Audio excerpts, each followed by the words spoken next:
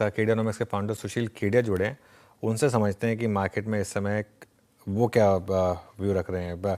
Sushil ji, good morning. शुरुआत करते हैं ऑटो स्पेस से। यहाँ पर लगातार तेज़ी रही है, आपने भी यहाँ पर लगातार तेज़ी की बात की है। अब क्या करें यहाँ पर, जिस तरीके से सारे स्टॉक्स ऑल टाइम हाई पर इस समय मोर और लेस हैं, यहाँ क्या व्यू होगा अब? शॉर्ट टर्म में मुनाफा वसूली। देखिए, कल ह्युंडई की खबर आई, एक ही दिन में 11,000 गाड़ियां बेच दी। पर स्टॉक ने क्या किया? कल के हाई से 6% नीचे बंद हुआ। तो जब बोरीवली, कांदिवली, दहिसर, वसई तक सारी दुनिया जाके ऑटो के स्टॉक्स ले रही है, बेच के कौन गया? पहलवान।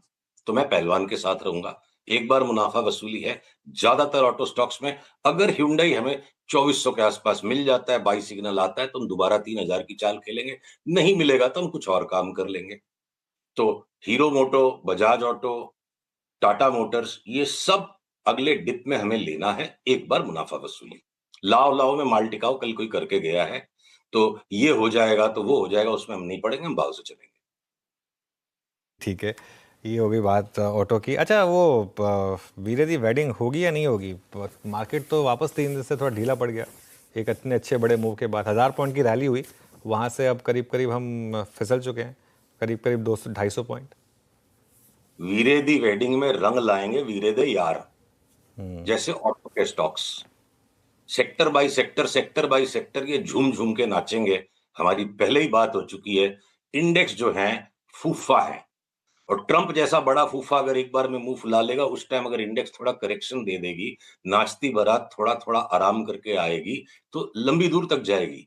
आप एक बार पीसीआर से अनुरोध है, निफ्टी की आवरली चार्ट जो मेरे स्क्रीन पे उसे आप दिखाएं।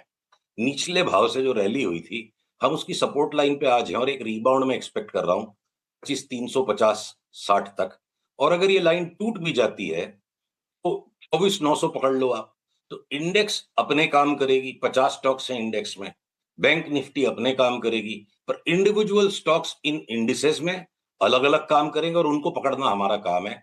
और छोटे वाले साइड के स्टॉक्स तो आज भी 2 बैगर्स, 3 बैगर्स, 4 बैगर्स की चार्ट रोज मुंह के सामने आके खड़ी हो जाती है। हम थक गए भाई, इतने स्टॉक्स कैसे लें? तो चलिए उन्हीं की बात कर लेते हैं फिर। 2 बैगर, 3 बैगर, 4 बैगर, कौन कौन से स्टॉक्स, कहाँ कहाँ से, किन सेक्टर से? अब देखिए, अगर मैं पीसीआर से अनुरोध करूंगा कि अगर मिनट भर अगर मेरे स्क्रीन पे इस चार्ट को लगातार बनाए रखें। देखिए, बजाज हेल्थ केयर, ये एक पहली चार्ट ऐसी है जहां पे ये कंप्लीट कंसोलिडेशन होके अब ये किसी भी टाइम रिवर्सल एक्टिवेट होते के साथ ये 425 वाला 850 हो जाएगा, तो हमें जरा भी आश्चर्य नहीं होगा। Amiss Medicare, stock already reversal देके घूम चुका है।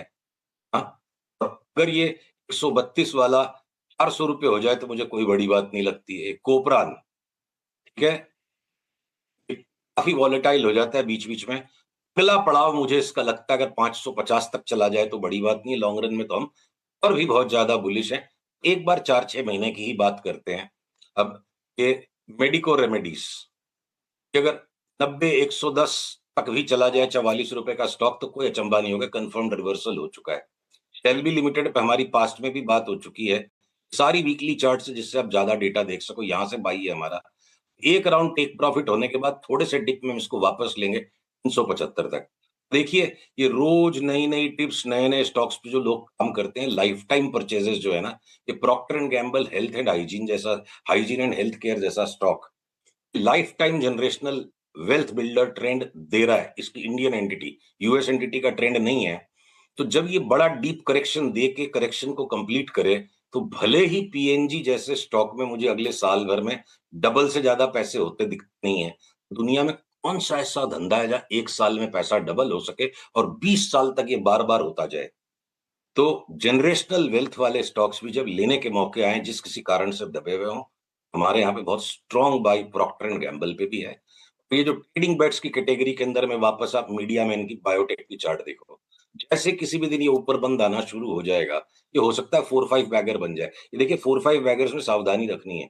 बहुत ज्यादा जोर से ऊपर भागेगा, वो झटके भी बहुत जोर जोर के देगा, रिस्क हायर होती है।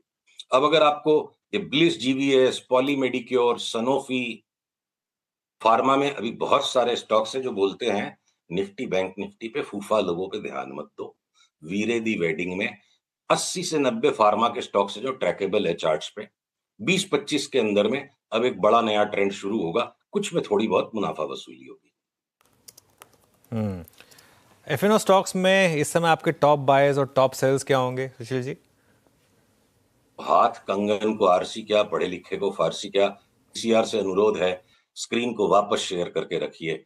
फटाफट आपको 10-10 टॉप बाइज और सेल्स दिखा देता हूं।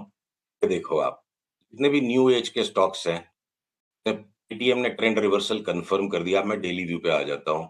पेटीएम शॉर्ट सेल ऑलरेडी हो चुका है। फोर्टिस शॉर्ट सेल होने के बाद अब अपनी ट्रेंड लाइन पर रिबाउंड ले रहा है वापस।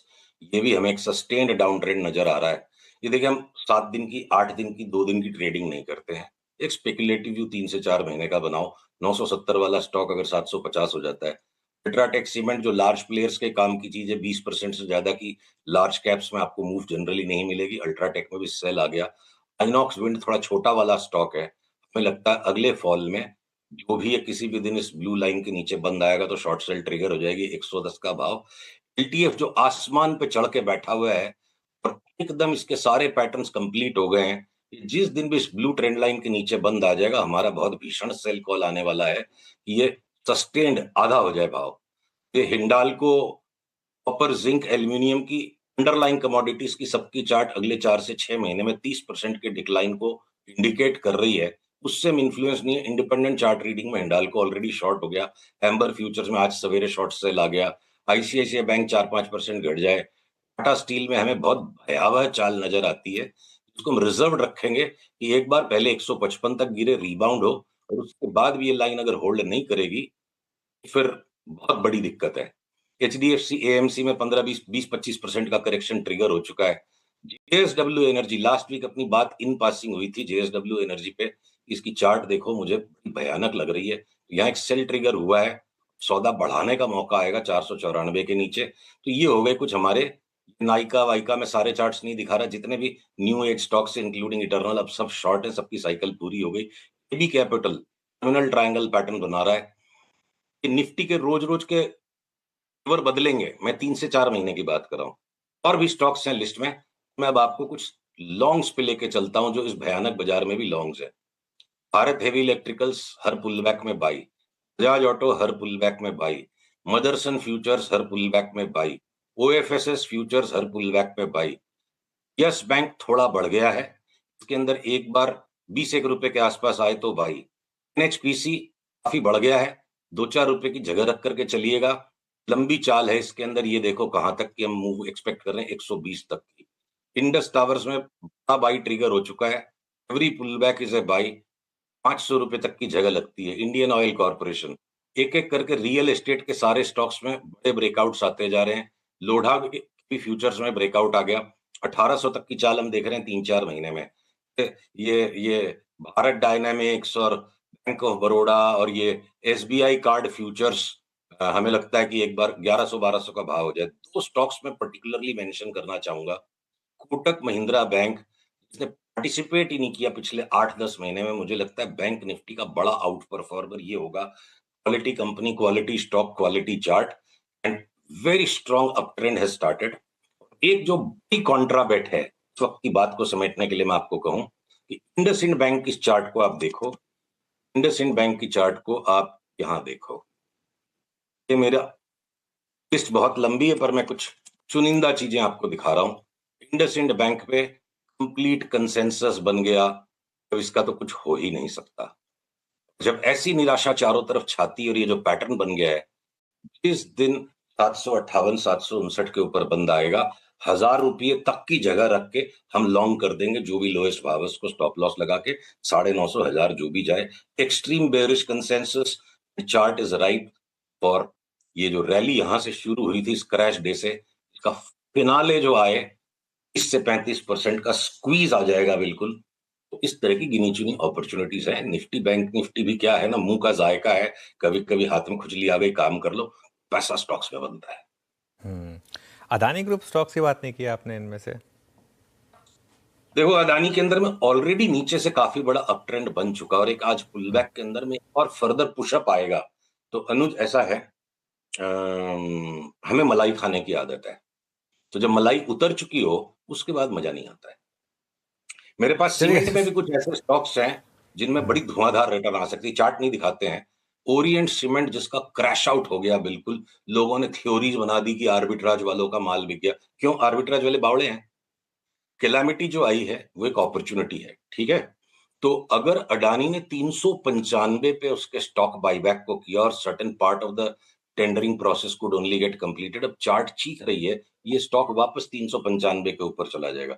2 साल पहले याद है इंडिया सीमेंट्स पे इसी तरह कैलामिटस मूव थी और हमने डबल होने का कॉल लिया था। Same to same setup Orient Cement में भी है। तो मुझे ये बताओ, मैं बाजार के जो फूफे हैं निफ्टी, बैंक निफ्टी, इन पे माथा फोड़ी करूं कि मैं स्टॉक्स पे काम करूं? नहीं, माथाफोड़ी कहीं मत करिए, स्टॉक्स पे काम करिए। बहुत बहुत शुक्रिया सुशील जी आज हमारे साथ जुड़ने के लिए और बात करने के लिए। अगले मंगलवार फिर आपसे बात करेंगे। और जो बावला टर्म यूज़ किया वो हरियाणवी ज़्यादा अच्छे से समझते हैं, तो वो उनको समझ में आएगा। शायद हमारे स्टूडियो में जो नेक्स्ट जनरेशन है उनको शायद समझ में ना आया हो, लेकिन वो हरियाणा वाले ज़्यादा अच्छे से समझते हैं।